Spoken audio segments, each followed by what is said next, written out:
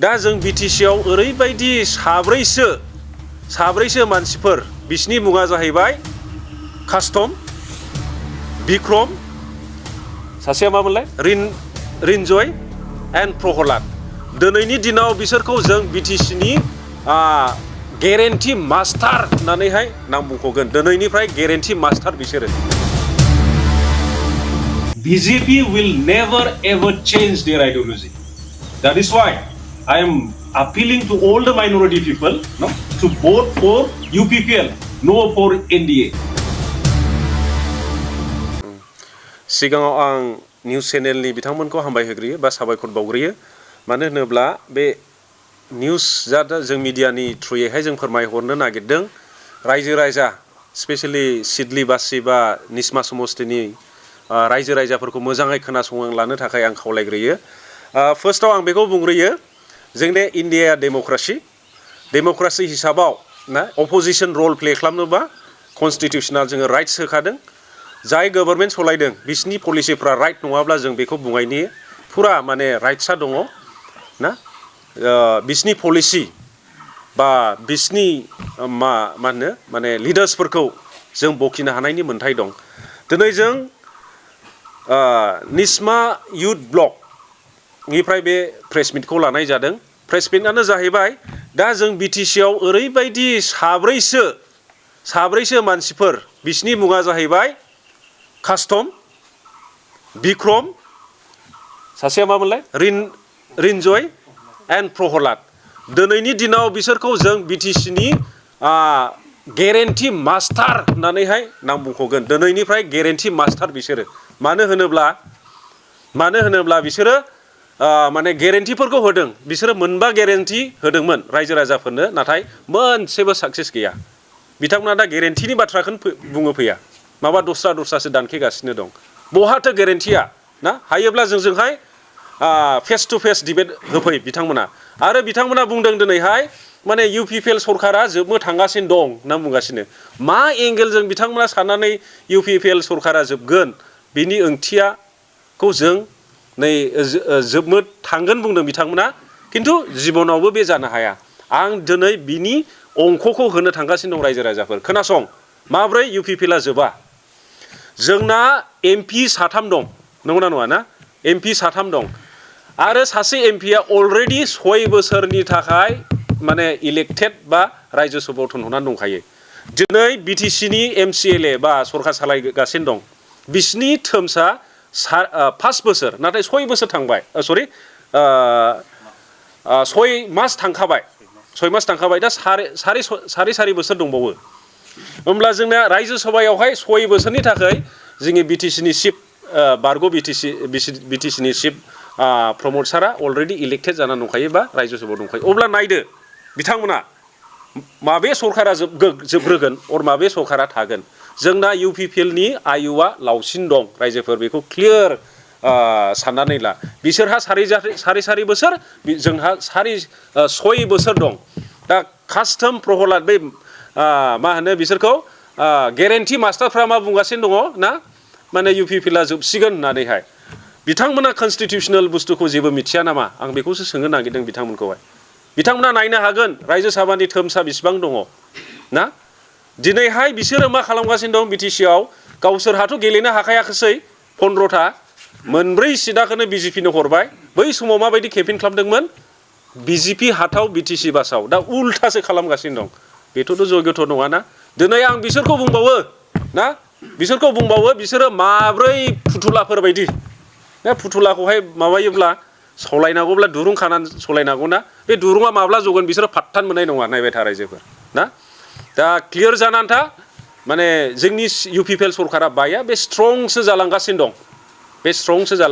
आरो जालांगोन फिउचारावहाय UPPL दला जाहैबाय मोनसे बिन्दास पार्टी रावजोंबो एलायन्स गैया ना हारसिङै गेलेनो हानाय गोहोआ UPPLनाव दङ BPF दोलोआ 17 बोसोर सरकार आरो UPPL दोलोआ 5 बोसोर सरकार सालायनानै थांदों नोंथांनि बे निसिमा बियाबाव माबोरै जौगाथायनि खामानि मावदों फारागथिया मा जेनेबा 17 बोसोर आरो 5 बोसोरनि 17 बोसोर बा 5 बोसोर ना 5 बोसोरावहाय दिनै UPPL सरकार जानानै निस्मा हालामाव सबसे देरसिन एचिभमेन्ट जादों बेखौ आं बुंनो थांगोन माने बै समनिफ्रायनो जोंनि निस्मा हालामाव कलेज गैयामोन ना मोनसे माने हालामखौ बा जायगाखौहाय जौगाहोनोब्ला जोंनो फोरोंसालि बा इनस्टिटिउसनफोर नांगौ बिथांमोनाथ' लाबोनो हायाखै बै समाव बिसोर लाबोदोंमोन ITI कलेज होननानैहाय आमगुरियाव गायसनदोंमोन दा बियो बोरमा गलि बायदिसो जानानै दं नाथाय मडेल कलेजखौ जोंनि सरकारनि समावनो गायसनदों जोंनि सरकारा समावनो लुफुंदों जोंनि सरकारनि समावनो माने क्लास बा माने सेसनखौ जों स्टार्ट खालामनो हादों बहुद गिदिर गौरबनि बाथ्रा नाथाय जों बे बुस्थुफोरखौ सिगां 17 बोसोराव नुवाखैमोन आरो बिसोरो बुंदोंमोन जेब्लानाखि खैला मैला कलेजआ स्टार्ट जायो बेबो जास्ट बुहुत बांला बायदि जागोन होननानै दिनै बिथांमोना नुनो मोनबाय दिनैहाय गोरिब गुन्द्राफोरा बङाइगाव बा बिजनि बा बिथांमोना कलेजाव फरायनो हाया बिसोरो माने दिनैबो फरायनो हाबाय दिनैसिमाव 110 जन स्टुडेन्टफ्रा एडमिसन लानानै फरायगासिनो दं बहुद माबा पार्थक्य दं आरोखि आरो जानो थांबावगासिनो दङ नै दलां ना दाखालसो बिसिनि चिफ सारानो बुंखाबाय ना बिथाङा हाग्रामा बुंखाबाय जेसेबांनाखि जों खामानि मावगासिनो दं गासैबो माने UPPL समाव जाखानाय अब्लाथ' बहुद फारागथि दङ दा जों आसामालाखौ नाय आसामालायाबो जोंनि UPPL समावनो माने कनस्ट्राक्शना स्टार्ट जानाय माने जों माने एफाग्राबो बुंजोबनो थाङा माने बहुद खालबार बहुद माने लामा बहुद माने BCDC न' बहुद माने बहुद बुस्थु जानानै फैदों आरो ना बे आरो BPFनि जे MCLA बियाबनि MCLA बिथाङा बिसायख'थि फोसावदिंनायाव गावखौ बिएम मोनगोन होननानै बाथ्रा बुंथिनायखौ जों बेथ' बहुद इन्टारेस्टिं कुइसन बिथाङा एबार गावनो भट होनो मोना सिदा खोथा सिडनी समस्तियाव दानि प्रेजेन्ट MCLA ना प्रेजेन्ट MCLA मानगोनां बिदा सोमोन्दोबो जायो मानगोनां जेम्स मथारिया गावनो भट होनो मोना बेखौ क्लियार खालामनानै ला निस्मानि रायजो राजाफ्रा बेहा बै बिजनिजों थांनानै दं बिजनियावथ' जों देरहाखायो क्लियारखा दा जों डिक्लेयारबो होनो हाबावखायोसो बियो होनो मोना आरो ओरैबायदि जानानै दं EM मोनगोन होननानै बिथाङा गायगासिनो दं जोंबो लुबैयो बिथाङा बै समनिफ्रायनो BPPF आमोलनिफ्रायनो देरहाबोनाय माने EM मोनोब्ला जोंनि थाखायबो जों खुसि माने पार्टी जों अपोजिसन जानो हागौ बिथाङा EM मोनथों बा एरियानि डेभेलपमेन्ट खामानि खिन्थु अंखआ बेसो जादों बिथाङा मोनगोन ना आं नुहुरो माने 7था हाजोनि गोजानसिनावसो बिथाङा दंहैयो EM मोनगोन ना मिथिबायना मानि थाखाय होनोबा दाखालि आं शर्ट माने भिडिअ क्लिपाव नुनो मोनदों बिथाङा होनदों माने BTC खौथ' जेनेबा 21 जनजों सालायनो हायो जोंहाथ' 7 जन MCLA एक्सट्रा दं बियो गावखौनो होनना लादों गावआथ' दा प्रेजेन्टलि MCLA नंगौना नङा प्रेजेन्टलि MCLA जानानै दं माने फुख्रियावहाय गारसोमबाबो माने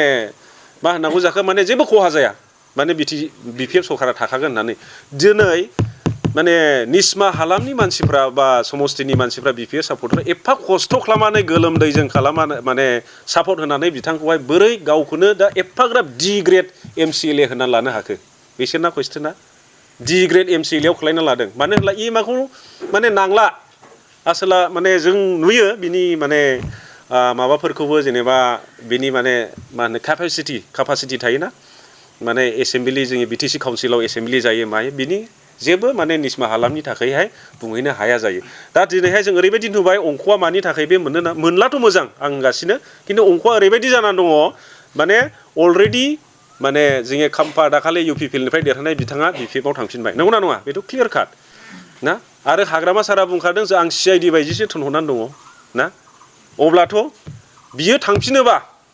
अबभियासलि गावनि पस्टखौ लाहैफिनखागोन ओमफ्राय बिथाङाथ' ओरैनो ओंबां जाबां कअपारेटिभनो मा बेफोर EMफोरखौ लानाय नङा फिसारि डिपार्टमेन्टखौ लानाय नङा नंगौना नङा बियो फरेस्ट डिपार्टमेन्टखौ लागोन ओमफ्राय ओरैहाय सासे केन्डिडेट दं बिथाङाथ' बहुद नाजागासिनो दं बिथांखौ देरहाहोनो पानेराम साराखौहाय ना पानेराम साराखौथ' रावबो सिनाया निस्मा समस्तियाव बे कारेक्ट खोथा रावबो सिनाया बिथाङा मथा-मथि 20 बोसोराव दिनै खनबासिमल' फैदों नामा बेखौ बोरै रायजोफ्रा देरहाहरनो बा भट होनो रावबो सिनाया बिसिनि सापर्टार्सफ्राबो बेखौ सिनाया आरो माने पानेराम साराखौहाय दा EMआ ओरैबायदि जाहैबाय बि माने मोनलाथ' मोजां आं होनबाय थाखादों नालाय माने जेब्ला माने पानेराम सारा MLA देरहानायाथ' गोजाननि खोथा देरहागोन ना देरहा बुंनो हाया दा देरहाबासो मोनलायनाय बेथ' जानो नाङा दिनै निस्मा ओनसोलनि BPFनि सापर्टारफ्रा जेब्ला टिकेट होदोंमोन पानेरामनो अब्लानो बिना लायनांगौमोन आं जे BPFनि सापर्टारमोनब्ला बे बुस्थुखौ खामानिखौ मावगौमोन आं मानो मावनो हायाखै माबा मोनसेथ' दं सिङावहाय ओंखायनो जों एफाग्राब नुहुनाखै आरो दे बिथाङा EM मोनगोन होननानैहाय बिसिम UPPL नि बिजाथि रनजित बसुमतारी आरो BPF दोलोनि बिजाथि पानिराम ब्रह्म बिथांनि गेजेराव माबा मोनसे फारागथि बहुद फाराग दं रनजित सारा जोंना 14आव देरहाबोखानाय आरो दाखालि BTC इलेक्सनावहाय बिथाङा बहाय माने बिसायख'थि माने बिजाथि महरै गसंखादों माने पाब्लिकफ्रा गासैबो मिथियो आरो बियो ओरैबायदि स्ट्रं EM मोन बै समावहाय जेब्लानाखि बिथाङा माने सरकाराव दंमोन ना बिनि राव आवाज ना आरो डेभेलपमेन्ट जेसेबांनाखि हरदों बिहा सिन दं नाथाय पानेरामा दिनैहाय मोनसेबो दानि EM बिथाङा दिनैसिमबो मोनसेबो निस्मायाव सिन गालांनो हायो बा अबदानानो गैया नैबे पार्थक्य दं आरो अब्ला बेखौ बोरै होनो बिसो खोथाया दा देरहानायखौ जों रोखा नुदों बिनि थाखायनो माने बिथांखौ सिनाया बिथाङा सानदों जेम्स सारनि सिखुं सायाव माने गाखोनानैहाय माने भट निस्मायाव कालेक्ट खालामनोहायसो कालेक्ट खालामगोन होननानै थांखि लानानै दं बिथाङा केम्पेइनआनो खालामाखै जेम्स सारसो खालामगासिनो दं बिनि थाखायहाय अब्ला बोरै जानो जेम्स सारा जाहैबाय निस्मानि बिथाङा जाहैबाय काजलगावनि ना काजलगावनि मानसिया ओरैहाय जेनेबा जेबो मिथिया ना सिगांबो माने बिथाङा माबा दायथ' दंमोन MCLA बा EMफोर मोन्दोंमोन बै समावबो बिथाङा फैयाखै अब्ला जों रोखा नुहोनो बिथाङा माने पानेराम सारादि बेनिफ्राय देरहालांनानै थांगोन बा सिलि समस्टिनिफ्राय देरहागोन जों बेखौ नुहुराखै माने थारैनो रनजित सारा देरहालांगोन बेखौ जों एकदम क्लियार बिक्रम दैमारिया फंसे खोथा बुंबावो बिथाङा BPFआव जाय हाबफैनो गोसो दानो हाबफैखा लोगोसे 28 तारिखनि उनाव हाबाब्ला फिस होनानै सोरबा हाबनो नागिरदोंब्लाबो जों बेखौ लानाय नङा लोगोसे बे समाव हाबाब्ला 4.5 बोसोरा राननानै थानांगोन होनना बुङो मा बुंनो गोनां बिथाङाथ' बुंगासिनो दं कास्टम ना बिक्रमा बुंदों जेनेबा माने मा होनो माने डेटआ जोब्बाय बिसिना मा डेटखौ नुनानै बुंखो बिसोरो जेनेबा दिनै दे निस्मा हालामावनो जेनो थांगासिनो दं बिथाङा दिनैनि गेजेरावहाय निस्मा हालामनि डाटाखौ लांफैयोब्ला मिथिनो मोनगोन सोर बांसिन सोरनाव भट होगोन ना एफाग्राब माने गावसोरखौनो मा ना साउथ इण्डियाननि एक्टर बायदि खालामना लायो बिसोरो ना एक्सुवेलि जिर' बिनिखायनो दिनै बुंदों आङो मिडियानि गेजेरजों दिनैनिफ्राय बिसोरखौ गेरेन्टि मास्टार होननानै बुङो बिसोर साब्रैया गेरेन्टि मास्टार BTCआवहाय माने जेबो गैया माने जेबो पारफरमेन्स खालामनो हायाखै बिसोरो मोनसेबो गेरेन्टिया साक्सेस जायाखै ना नुदों मिडियाफ्राव बिफिमाव जइन जादों खिन्थु रावबो भट थुवा मिथिबाय कास्टम हाबाब्ला 4.5 बोसोरा राननानै थानांगोन होनना बुंदों मा बुंनो गोनां बिथाङाथ' बुंगासिनो दं कास्टम ना बिक्रमा बुंदों जेनेबा माने मा होनो माने डेटआ जोब्बाय बिसिना मा डेटखौ नुनानै बुंखो बिसोरो जेनेबा दिनै दे निस्मा हालामावनो जेनो थांगासिनो दं बिथाङा दिनैनि गेजेरावहाय निस्मा हालामनि डाटाखौ लांफैयोब्ला मिथिनो मोनगोन सोर बांसिन सोरनाव भट होगोन ना एफाग्राब माने गावसोरखौनो मा ना साउथ इण्डियाननि एक्टर बायदि खालामना लायो बिसोरो ना एक्सुवेलि जिर' बिनिखायनो दिनै बुंदों आङो मिडियानि गेजेरजों दिनैनिफ्राय बिसोरखौ गेरेन्टि मास्टार होननानै बुङो बिसोर साब्रैया गेरेन्टि मास्टार BTCआवहाय माने जेबो गैया माने जेबो पारफरमेन्स खालामनो हायाखै बिसोरो मोनसेबो गेरेन्टिया साक्सेस जायाखै ना नुदों मिडियाफ्राव बिफिमाव जइन जादों खिन्थु रावबो भट थुवा मिथिबाय कास्टम बेखौ मिथिना ला निस्मा UPPL ब्लकनिफ्राय बेखौ बुंनाय जादों निस्मा हालामाव नोंथांमोननि नैबे मुस्लिमफ्रा মই অসমীয়া দে কম ইয়াত মানে যাহাতে মাইনৰিটি সকলে অলপ বুজি পায় আৰু কি যোৱা ইলেকশ্যনত ইহঁতে মানে মাইনৰিটি ভোট পেলাইহে মানে BTC গঠন কৰিব পাৰিছে এইটো একদম চিধা কথা ইহঁতে জানে অকল দুইটা শ্লোগানৰ কাৰণে এটাটো হ'ল BJP হাটাও BTC বাঁচাও ঠিক আছে সেকেন্ড ফার্স্ট গ্যারান্টি ইহঁতে মানে মেনশন কৰা হৈছে মানে ল্যান্ড পাট্টা আজিলৈকে ইহঁতে দিব পৰা নাই আজিলৈকে ইহঁতে দিব পৰা নাই উল্টাহে কৰিছে ইহঁতে কেনেকে মানে বেছি পাব এতিয়া চাওকচোন ইহঁতে নাজানে নেকি অলৰেডি এইদিনা আমি খবৰ লৈছো যিমানখিনি বিপিএফৰ সাপোৰ্টাৰ আছে নিস্মাত সমষ্টিত সব আমাৰ UPPLত ভোট কৰিবা মানে তেখেতে উল্টা কৰিছে না it is very clear na to send a message to the minority people in residing in BTC area na BJP will never ever change their ideology that is why I am appealing to all the minority people no to vote for UPPL no for NDA